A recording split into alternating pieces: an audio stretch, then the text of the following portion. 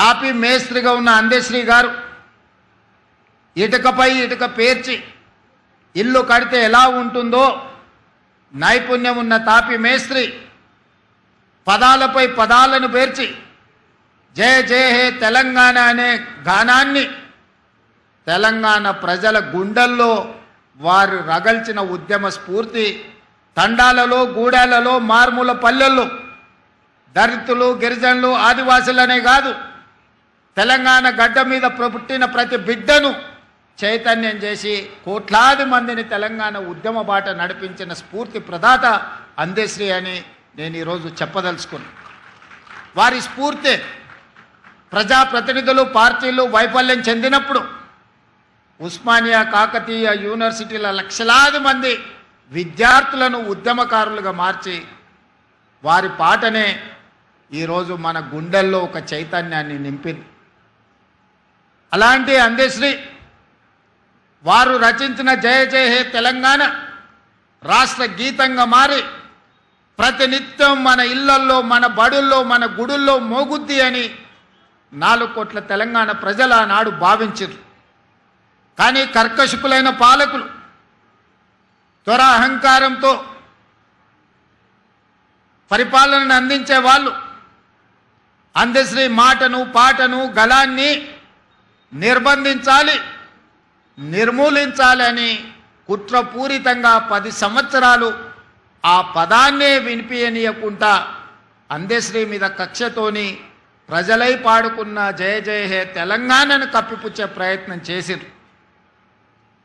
ఒకనాడు ఒక కవి చెప్పిండు, పెన్నుల మీద మన్ను గప్పుతే అవి గన్నులై మొలకెత్తుతాయని. నిర్బంధించాలనుకున్న దొరలు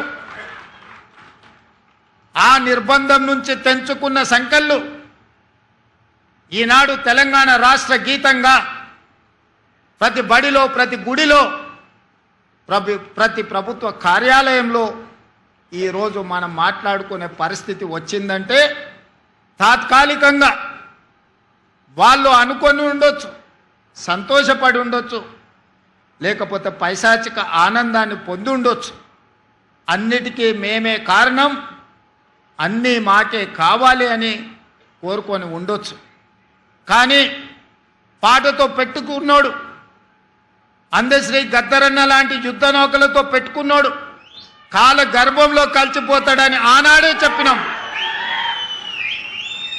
ఆత్మ గౌరవం కలిగిన అందశ్రీ ఏనాడు ఆ గడప దొక్కే ప్రయత్నం చెయ్యలే. ఏదో ఒక రకంగా రప్పించుకోవాలని అందశ్రీ గారి దగ్గరికి దూతలను పంపిస్తే కూడా వాని బతుకు జడా వాని మొహం చూడనని చెప్పిన గొప్ప కుటుంబాన్ని నడపడానికి కష్టమైన రోజుల్లో కూడా ఓ పూట తిని తినకపోయినా అర్ధాకలితో కుటుంబాన్ని నడిపించుకున్నాడు తప్ప దొరల గడీల ముందు నేను మొకరిల్లను అని నిటారుగా నిలబడి చెప్పిన బిడ్డ అందశ్రీ అని చెప్పి నేను ఈ సందర్భంగా గుర్తు చేస్తున్నా. నేను వాడింది 4 కోట్ల తెలంగాణ ప్రజల కోసంగా తప్ప ఈ గడీలలో ప్రజల్ని నిర్బంధించాలనుకునే వాళ్ళ కోసం నేను పాట రాయను, పాట పాడను. అలాంటి వాళ్లకు చరిత్ర ఖచ్చితంగా గుణపాఠం చెప్పుతుంది అని చెప్పి అందశ్రీ గారు ఎన్నోసార్లు నాతో మాట్లాడడం జరిగింది.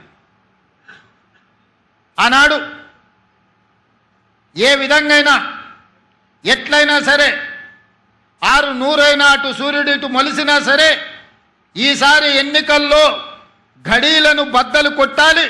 ఆ గడీలను బద్దలు కొట్టాలంటే తెలంగాణ సమాజంలో ఉన్న యువకులు పిరంగులై పేలాలి అని ఆలోచనతోని నేను అందశ్రీ గారిని కలవాలనుకున్నా. అందరు రాజకీయ నాయకుల్లాగానే మాట్లాడితే మాట తర్వాత మర్చిపోతారన్న అనుమానంతో అందశ్రీ గారు నన్ను బహిరంగంగా కలవడానికి కూడా ఒకసారి ఇష్టపడలే.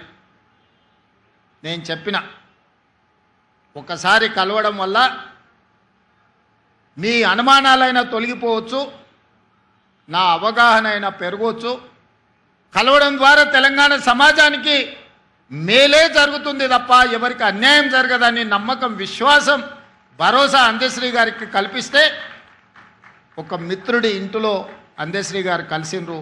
10 నిమిషాలు ఉంటా, అంతకు మించి నేను ఉండను అని ఆనాడు అందశ్రీ గారు అన్నారు. 5 నిమిషాలకు అయినా మనం కలుద్దాం. ఈనాడు మనందరం ఏకలు కావాల్సిన అవసరం ఉన్నది. ఎంత పెద్ద సర్పానైనా చీమల దండు దండించగలుగుద్ది, మనందరం కూడా దండు కట్టాల్సిన అవసరం ఉందని ఆనాడు అందశ్రీ గారితో మాట్లాడిన సందర్భంగా నేను వారికి విజ్ఞప్తి చేసి, నా జీవితంలో జరిగిన అనేక సంఘటనలు ఆయన నిశితంగా నిశ్శబ్దంగా గమనిస్తూనే ఉన్నాడు. ఆ రోజు వారు నాతో అన్నాడు, తర్వాత నా కుటుంబాన్ని కలవనికి వచ్చినప్పుడు నా కుటుంబ సభ్యులతో తన ఆవేదనను వెలిబుచ్చిండు. బిడ్డ, నేను చూస్తూనే ఉన్నా నిశ్శబ్దంగా, రాడా ఎవడన్నా ఈ దుర్మార్గుణ్ణి నేల కూల్చడానికి అని ఆ రోజు నేను అనుకున్నా.